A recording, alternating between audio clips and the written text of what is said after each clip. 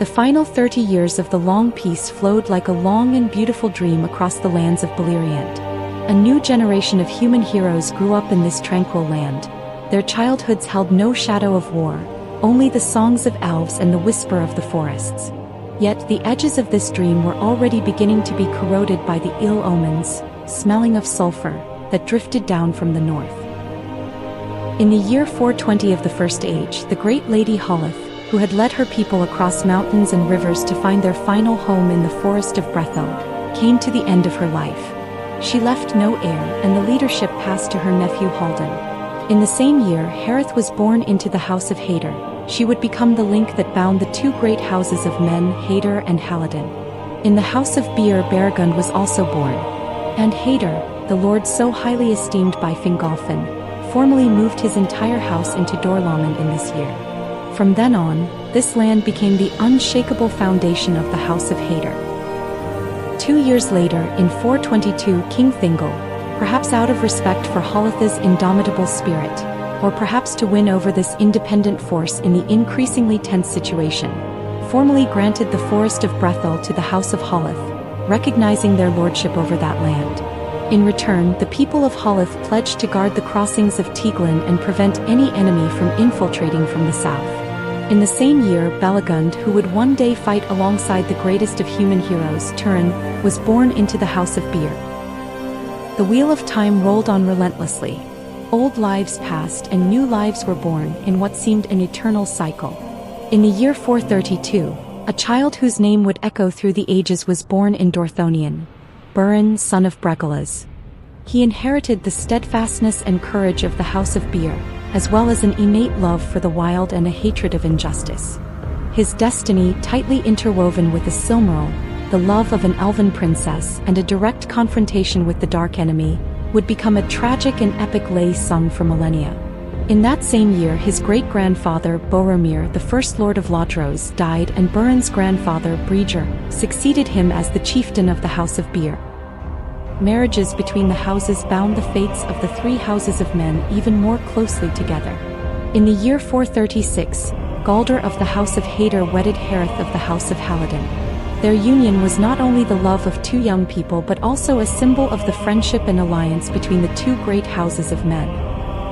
After this, some of the brightest stars of the heroic age of men rose in the skies of Dorlaman. In the year 441, Hurin, the elder son of Galder, was born. He inherited his father's valor and his mother's resilience and was born with the unyielding spirit of a king. In the same year, in the forest of Brethil, Hander of the House of Halidin was also born.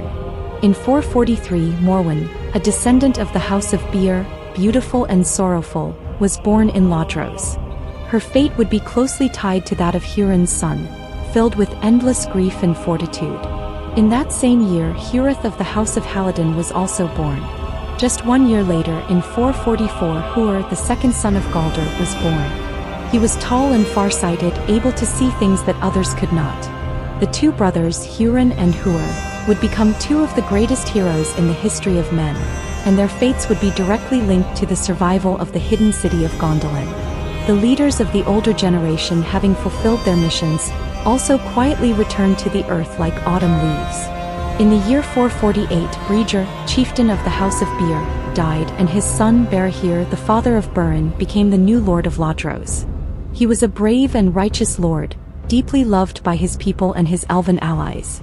In 450, Rian, the future wife of Huor, was born. A year later, in 451, Haldan, chieftain of the House of Halidin, died, and his son Halmir succeeded him. Thus, in the final year of the long peace, the leadership of the three houses of men had all been smoothly passed to a new generation of heroes. The House of Beer was led by Barahir, the House of Hader by Hader, and the people of Holith by Halmir.